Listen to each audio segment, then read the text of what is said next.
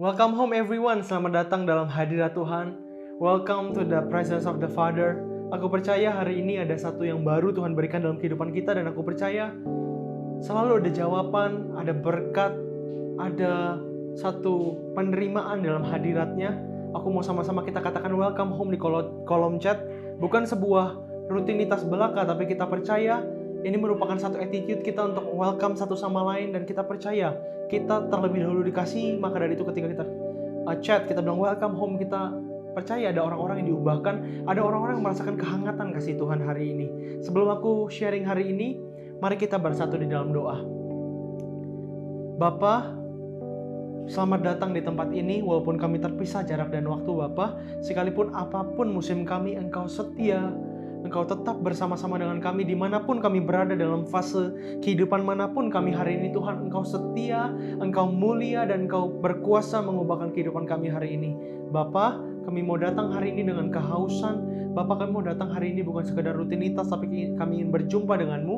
Bukan karena kuat dan gagah manusia Tuhan, bukan kuat dan gagah kami ya Bapa, tapi oleh karena roh-Mu. Bapa, hari ini kami mendengar suara-Mu, biar Engkau sampaikan isi hati-Mu kepada anak-anak-Mu hari ini, termasuk hamba-Mu. Terima kasih Bapa, kami siap mendengar firman-Mu di dalam nama Yesus, haleluya, amin. Siapa yang percaya dan siapa yang siap menerima firman Tuhan hari ini, boleh type di kolom chat, boleh katakan amen, I am ready, atau praise the Lord. Amin. Aku udah lihat secara dengan iman, dengan mata iman aku percaya kalian sudah klik, kalian sudah come with agreement. So hari ini adalah topik yang sangat seru banget. Kalian sudah lihat mungkin tadi di satu video yang mengantarkan kita pada sharing discipleship hari ini. Kita akan berbicara tentang yang namanya rest atau discipline of rest, atau bagaimana bukan hanya rest ini kalau diartikan dalam bahasa Indonesia ini adalah tentang istirahat. Waktu-waktu istirahat, waktu-waktu sabat. Bahasa Ibrani adalah sabat. Mari kita sama-sama belajar, kita buka kebenaran firman Tuhan. Aku gak mau kita miss out hari ini. Aku percaya Tuhan akan bekerja. Dan even lewat CG pun video 20 menit ini, aku percaya ada hidup-hidup yang diubahkan. Dan aku mau encourage kita, yuk sama-sama kita bukan datang karena manusia, bukan datang karena rutinitas, tapi karena kita datang apapun keadaan kita hari ini, come to the Father. Dan aku rasa hari ini, aku rasa banget Tuhan tuh membuka tangannya bagi kita semua, dan Dia menyambut kita pulang ke dalam hadiratnya. Mari kita sama-sama, aku mau berbicara hari ini tentang rest atau sabat. Kita lihat hari ke-7 ini merupakan salah satu topik yang paling jarang dibahas di gereja, tentang the seventh day atau hari ke-7. Kalau di Genesis chapter 2 atau di Kejadian pasal yang kedua ayat yang kedua, kita lihat Tuhan sendiri pun, Dia sang kreator, Dia sang pencipta, Dia mengadakan hari sabat. Dia menandakan hari sabat. Artinya apa? Bukan artinya Tuhan tidak mampu, Tuhan gak kuat. Tapi wow, kalau kita lihat dari sudut pandang agama, artinya Tuhan mau hari sabat itu dikuduskan. That's right, itu benar banget. Tapi aku mau kasih tahu intention, the heart of the Father di balik Genesis chapter 2 ini. Kalau kita lihat hari yang ke-7, untuk apa ya Tuhan adakan hari yang ke-7? Mungkin kita bertanya-tanya, apa hari ke-7? Apakah Tuhan gak mampu, ataukah Tuhan capek, atau karena yaudah, karena ya energinya, atau kalau di Naruto ya cakra namanya ya udah mau habis gitu, karena 6 hari capek kerja ciptain segala sesuatu. Jawabannya adalah tidak. Kalau kita lihat dari sudut pandang agama, memang yes, mungkin bisa dikatakan kayak Tuhan itu diingat dari semua ciptaannya, creator itu lebih besar atau pencipta itu lebih besar. Tapi ketika aku mendengar suara Tuhan, ketika aku baca firman, ternyata ketika kita mendekat kepada Bapa, bukan hanya Tuhan yang jauh, tapi Bapa yang dekat, ya seorang pribadi. Kenapa hari ke-7 dibuat, Tuhan, aku tanya. Pas aku baca, aku pelajari lebih dalam firman Tuhan, ternyata hari ke-7 dibuat adalah untuk apa? Untuk Allah bersama-sama dengan ciptaannya, menikmati keindahan ciptaannya. Bukan hanya sekedar waktu untuk menyembah Tuhan, tapi waktu kita keintiman dengan Tuhan, waktu kita stop sejenak, kita curhat sama Papa kita curhat sama Bapa di surga. Maka ingat dan kuduskanlah hari sabat.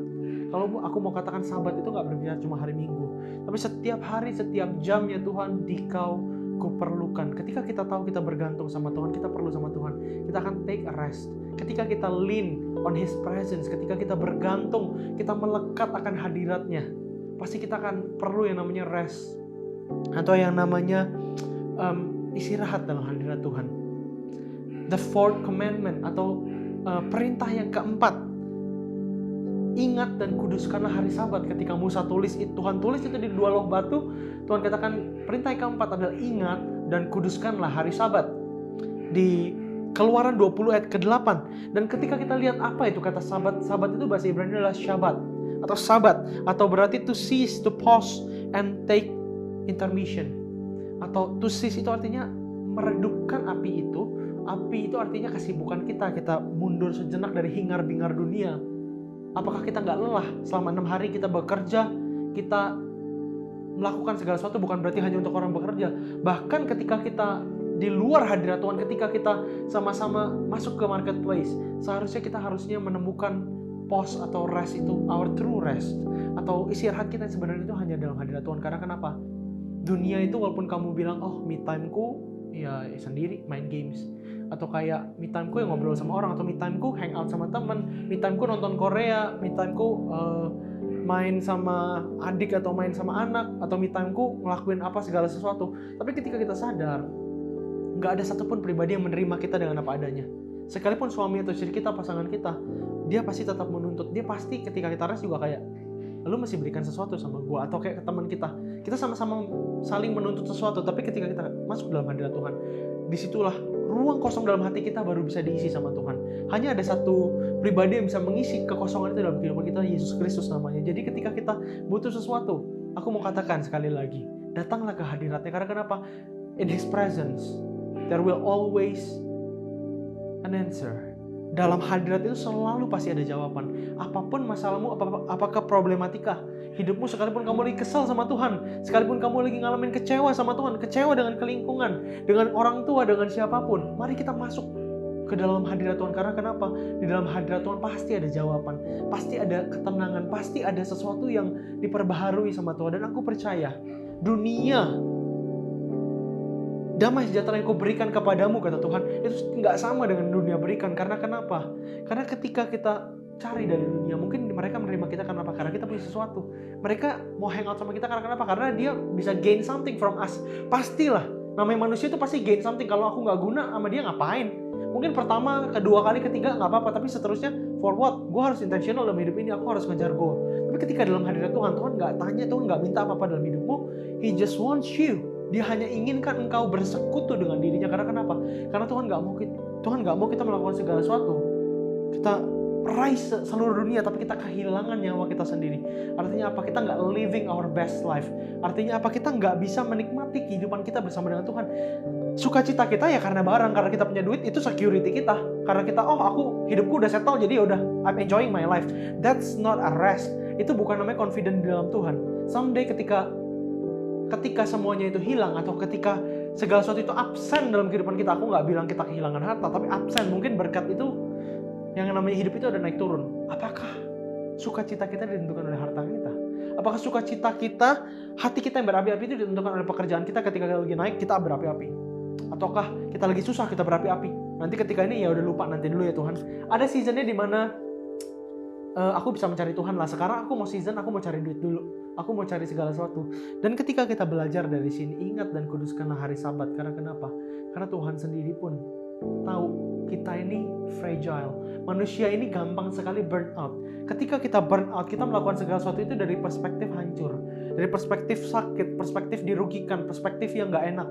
Maka outcome-nya pun, apa yang mengalir dalam hati, terpancarlah kehidupan sampai ke kehidupan. Ketika kita melakukan segala sesuatu tanpa tahu ada maksud dan kehendak Allah, ada maksud baik. Yeremia 29:11 katakan bahwa rancangan Tuhan itu selalu baik.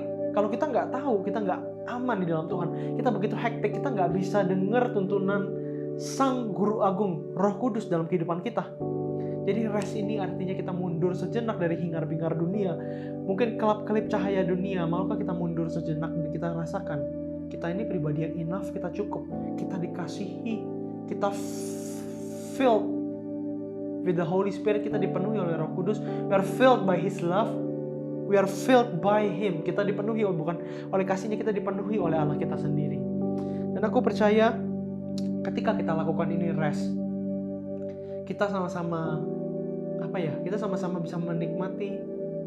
Aku mau katakan hari ini, mari kita atur pace lari kita. Jangan berlari dengan pace orang lain. Kalau orang bilang kayak di usia 23 orang lain udah punya rumah, di usia 25 orang udah menikah, usia 21 orang udah kuliah, udah kayak dapat sesuatu, bisa magang, at least ada pengalaman kerja. Pertanyaan itu bukan apakah kita bisa meraih seluruh dunia atau tidak. Pertanyaan adalah apakah kita mengerti esensi dari kehidupan ini bersama dengan Tuhan. Ketika kita sama-sama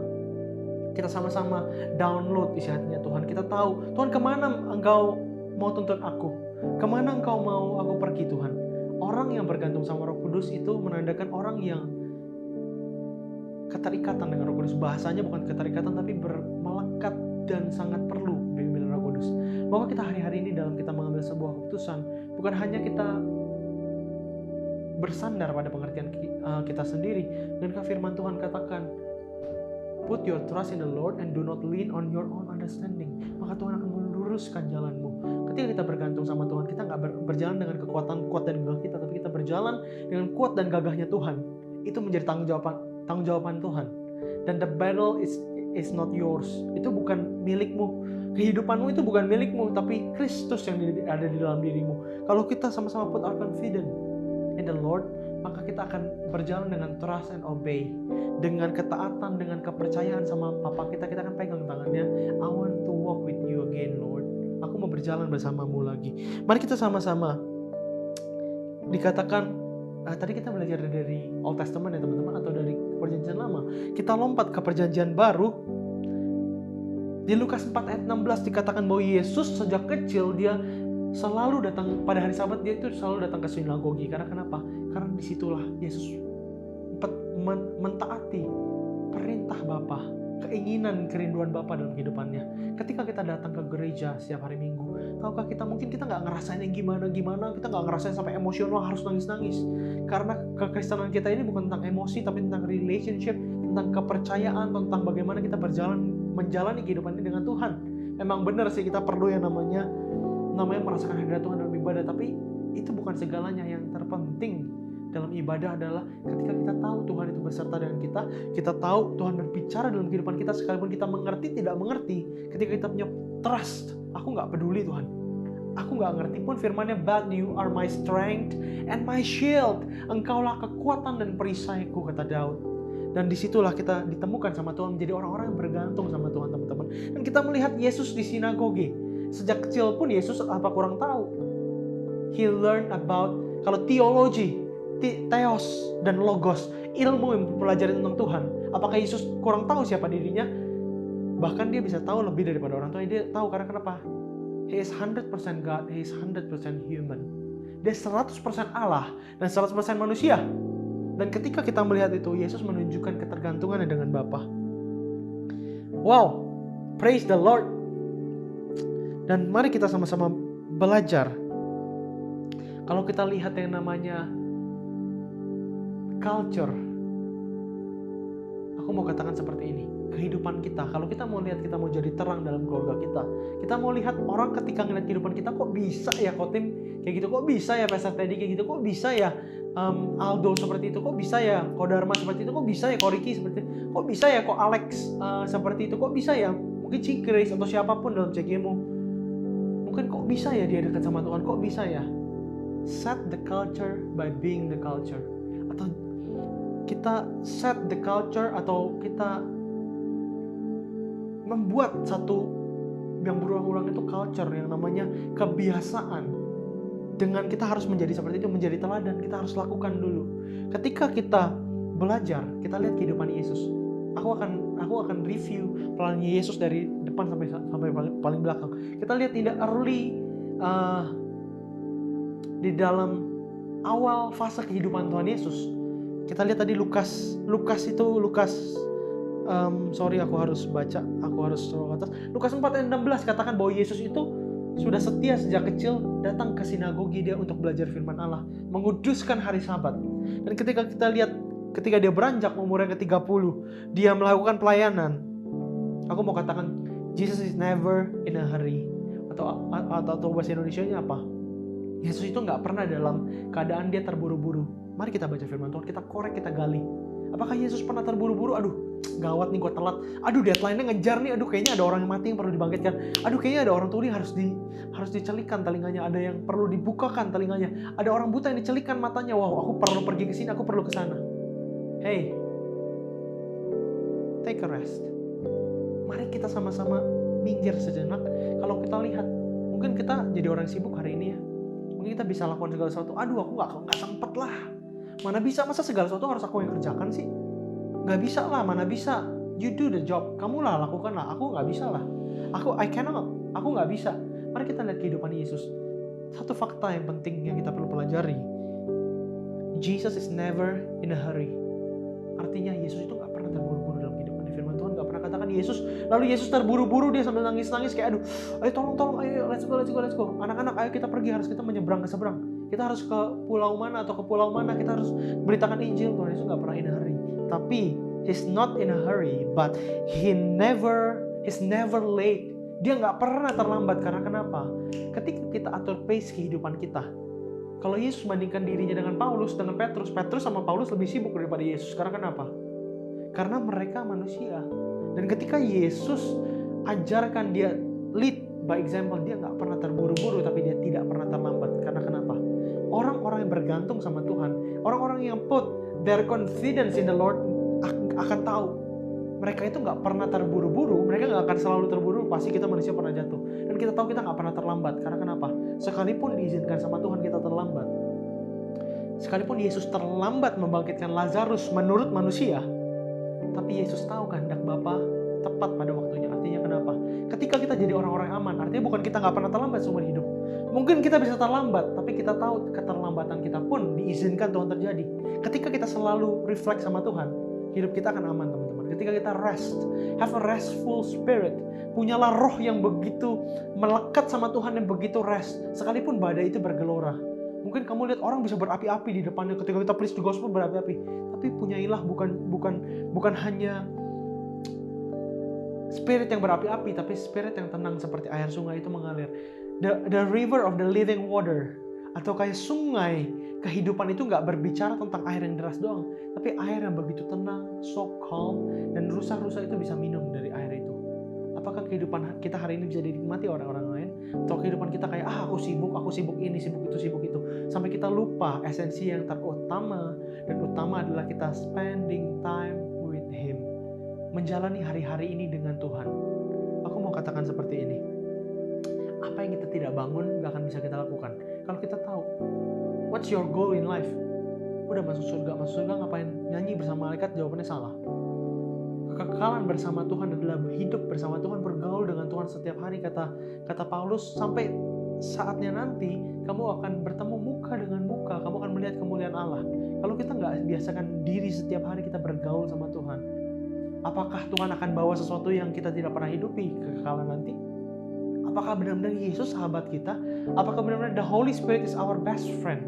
Apakah meskipun saya susah menderita di dalam dunia Tuhan, aku mau tetap ikut Engkau? Apakah Roh Kudus dapatkan kita hari ini menjadi sahabat-sahabatnya, atau kita orang-orang yang kayak suka-suka gue, hidup-hidup gue?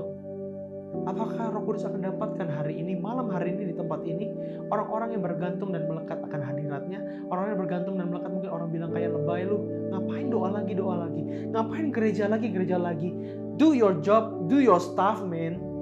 Mungkin orang bisa berkata seperti itu, tapi Tuhan dapati kita. Aku mau katakan, 1 menit atau 10 detik atau 20 menit atau 30 menit, 1 jam di dalam hadirat Tuhan, it will never become a waste. Itu gak pernah jadi sampah. Waktu itu bukan gak berguna ketika kita ada dalam hadirat Tuhan. Sekalipun kita salah mungkin ya, mungkin kita terlalu fanatik di depan teman-teman kita baca Alkitab, tapi Roh Kudus akan ajarkan setiap hari. Gak perlu takut salah. Mungkin kita gak perlu di depan orang baca firman Tuhan atau kayak setel lagu worship yang kencang-kencang, tapi rest itu berbicara tentang jiwa dan batin kita, our spirit, our mind and soul. Bagaimana kita bisa tenang dan aman bersama dengan Tuhan. Jesus in the middle of a storm, He's resting. Ketika Yesus di tengah badai kehidupan, badai itu apakah Yesus gak tahu? Yesus tahu. Tapi dia memilih percaya. Karena kenapa? Bahkan sekalipun maut dan kerajaan maut ingin merenggut nyawanya sebelum Yesus, kalau bisa Yesus matinya gak mulia. Iblis pasti mau kalau Yesus mati di kapal kan gak lucu. Sejarah Kristenan akan jadi aneh. Yesus tahu baik mati, baik sengat maut, Hey Dad, where is your sting? Kata Daud, katakan, hai maut, di manakah sengatmu? My Savior, Juru selamatku bangkit mengalahkan maut. Dan Yesus pun ketika diancam kematian, difoniskah engkau hari ini oleh dokter? Difoniskah engkau oleh rumah sakit bahwa hari ini engkau hidupmu tinggal berapa bulan? Difoniskah engkau oleh orang tuamu kamu gak punya masa depan? Difoniskah engkau oleh orang-orang sekitarmu kamu gak punya masa depan, kamu tidak berguna?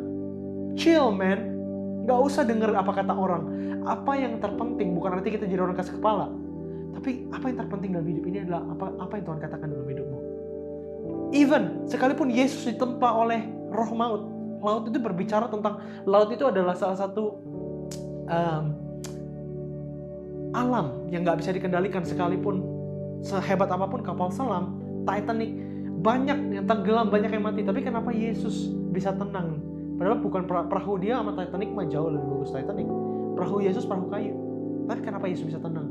Karena jawabannya, He's resting all the time. Bukan saat itu ketika baru badai kita baru resting, tapi all the time. Aku pun belajar.